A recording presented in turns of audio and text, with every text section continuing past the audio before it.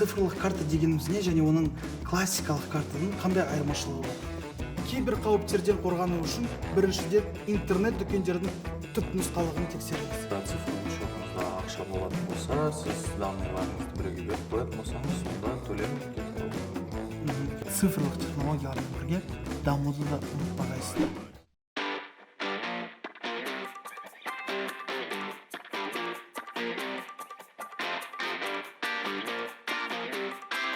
Ал енді мен үшін ең ауыр тақырып, өздеріңіз білесіздер, сол тақырыппен басында келдім. Финансовая пирамида. Өзім алдандым ғой енді соған. Бірақ қазір мен қаржылай сауатты адаммын деп айта аламын. Сол себепті онда зерттеймін. Қалай жұмыс істейді? Олар қалай алдайды? Неге адамдарды алданату керек? Соны білетін боламыз. Менің атым Бекзат. Бұл бағдарлама менің қаржылық сауаттылықты үйренуім туралы. Мен көптеген жаңа білім алғым келеді. Және менде бәрі ойдағыдай болатынына сенемін.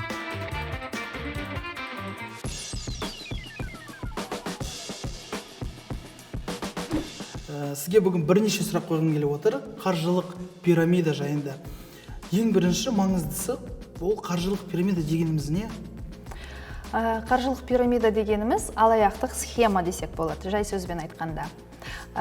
Инвестицияларды имитациялайтын, көп пайда уәде беретін алаяқтық схема. Понци схемасы деп те атайтын немесе бұны.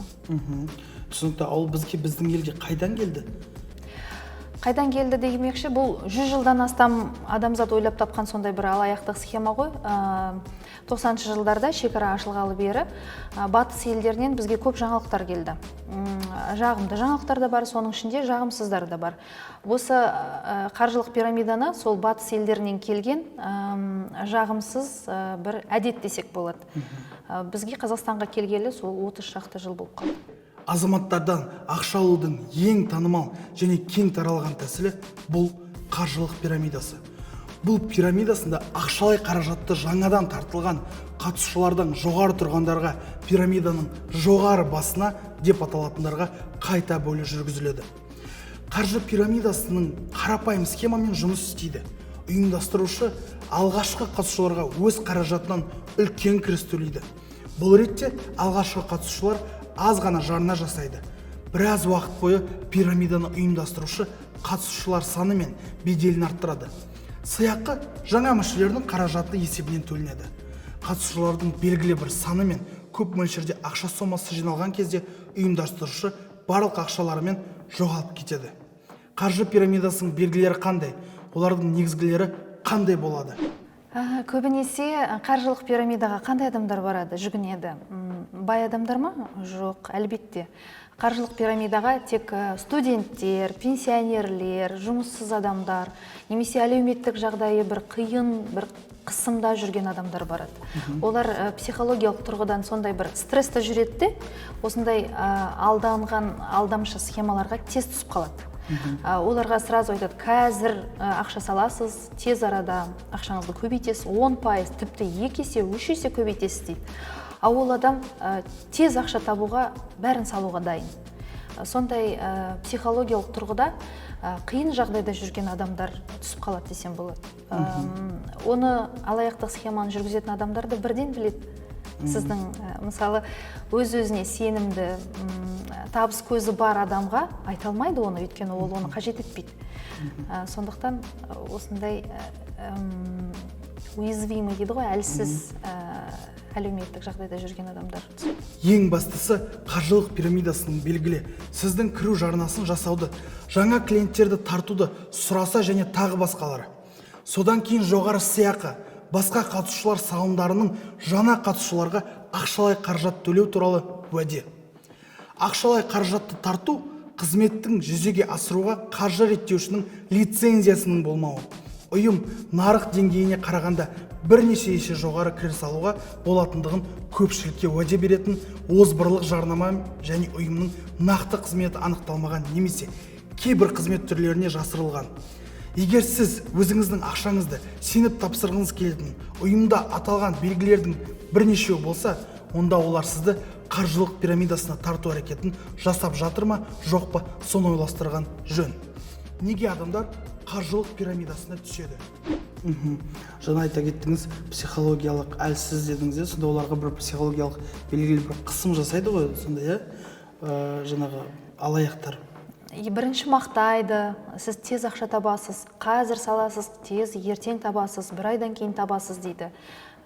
Немесе жаңағы мысалы бір бөлігін салады да ақшасын, екінші бөлігін салмасаң, анау бөлігінен айырыласың деп психологиялық қысым жасайды. Немесе ана бірінші салған салымыңды қайтара алмайсың.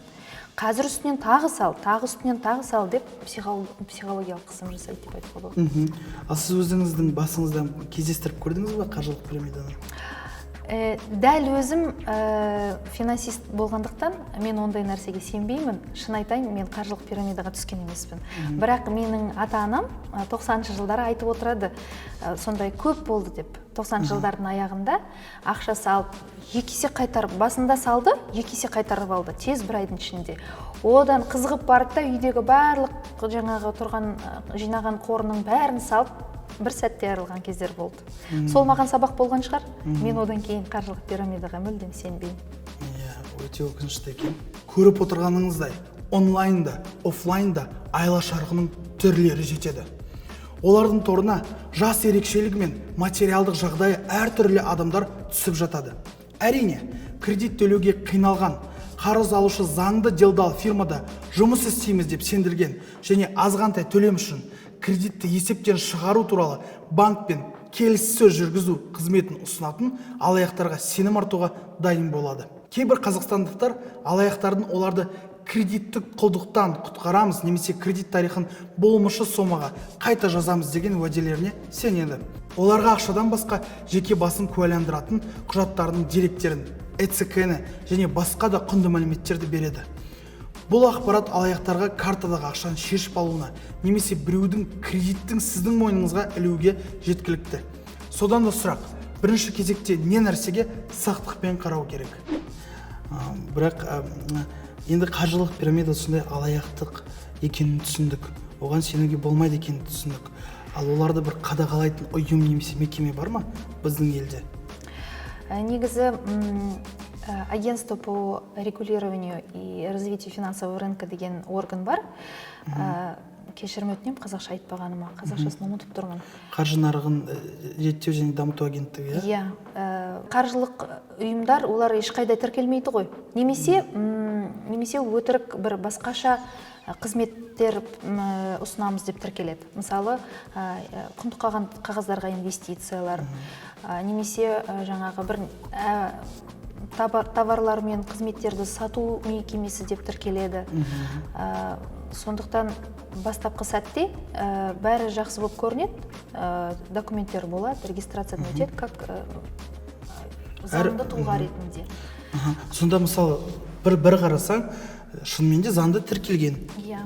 Бірақ олар мысалы бір қызмет көрсетеміз деп тіркелуі мүмкін, бірақ шын мәнінде қаржылық пирамида болуы әбден мүмкін. Әбден мүмкін, иә. Оны бастапқыда мысалы, оны қалай білуге болады?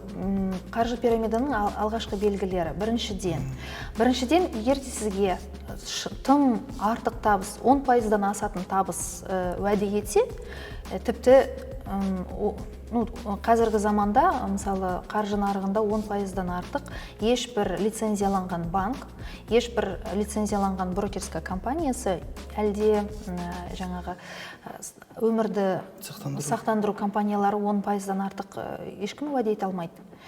Егер де сізде 10%-дан артық уәде етсе, сіз уже ойлануыңыз керексіз. Бұл неге сондай? Иә. Екінші бір белгісі жаңағы достарыңды тарт деп айтады. Қазір өзің кір, егер де сен достарыңды тағы да тартатын болсаң, инвестиция жасап, сен оның жаңағы кейінгі келген салымшылардың пайызын аласың. Немесе 2 есе 3 есе көбейтеміз деп айту мүмкін. Бұл екінші дабл. Неге саған достарыңды тарт дейді, өйткені олар тез-тез салымшылар көбейткісі келеді. Алаяқтар тез-тез сіздердің ақшаларыңызды жинап, көзден таса болғысы келеді. Және тағы да бір белгісі, заңды түрде жұмыс істейтін тұлғалар тек банктар арқылы істейді. Мысалы, бізге брокерская компанияға ақша салу үшін сіз банкке барасыз, банктан счет ашасыз, банк арқылы аударым жасайсыз. Біз наличка дейді, қолма-қол ақшаны қабылдамаймыз. Заңды тұлғалар солай істейді. Ал қаржылық пирамидалар неше түрлі кошелекқа сал деуі мүмкін, жаңағы Яндекс кошелек, Киви кошелек деп жатады. Әлдемесе Каспи телефоныма сал дейді. Осындай белгілер сізді уже қорқыту керек. Бұндай айтып жатса, уже қашуыңыз керексіз. Немесе договорда жаңағы договор шартта көрсетілген банковский реквизиті көрсетіледі ғой обычно. Оған емес басқа реквизитқа сал десе, сіз уже өзіңіздің шешім қабылдауыңыз керексіз. Бұл таза емес ұйым деп. Сізге ақшаңызды салғалы отырған ұйымның бірінші кезекте ақшалай қаражатты тартатын қызметті жүргізуіне рұқсат ететін лицензиясының жоқтығы күмән тудыруы тиіс. Қазақстанда мұндай лицензияны қаржы нарығын реттеу және дамыту агенттігі береді. Қаржылық пирамидалар көбінесе қаржыны интернет сайттар мен әлеуметтік желілер арқылы таратады. Сондықтан да қаржылық пирамидаға қатыспаулардың әлеуметтік желілердегі және мессенджерлердегі клиенттерді сендіруге бағытталған пікірлеріне сенудің керегі жоқ. Әдетте, мұндай пирамидаларды ұйымдастырушыларды ұстау қиын, олар ұзақ уақыт бойы жасырын болып қалады. Бұл ақша ағынының бақылауда ұстауы анағұрлым қиындата түседі. Ал ақшаны қайтару мүлде мүмкін емес болады. Қаржылық пирамидалар туралы тағы не білу керек? Өте жақсы, өте қызық. Енді мен түсіндім. Жаңағы алдымда тұрған қаржы пирамида екенін түсіндім. Олар қазір мен ақшамды алып кетеді. Маған қысым жасап, тез қазір сал деп айтып жатыр. Содан кейін достарында әкел деп, менің Киви кошелегіма сал деп мысалы айтып жатады. Ал енді мен оны түсінгеннен кейін мен өз-өзімді қалай қорғау керекпін? Не істеуім керек? Егер де сіз қаржы пирамиданың қармағына түскен болсаңыз, прокуратураға жаңағы шағымдансаңыз болады. Заңды адамның құқықтарын қорғайтын органдарына.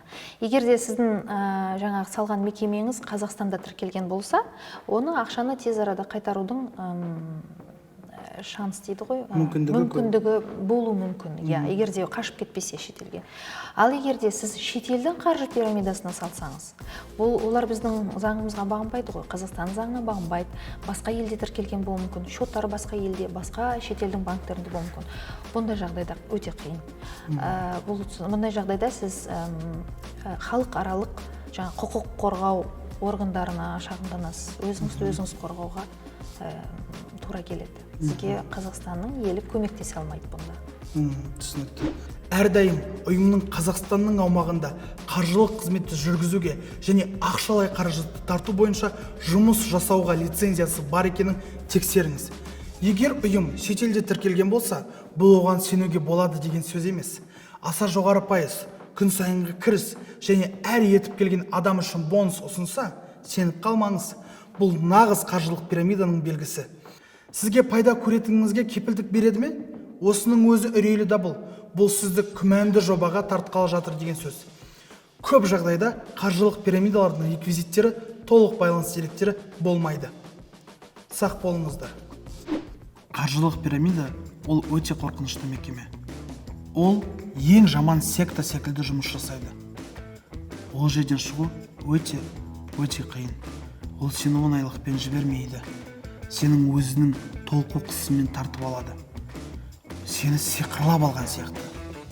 Бірақ мен болашақта бұл тақырыпты зерттеп, талдап, егжей-тегжейін біліп, қаржылық пирамидаға түсіп қалмауға тырысамын.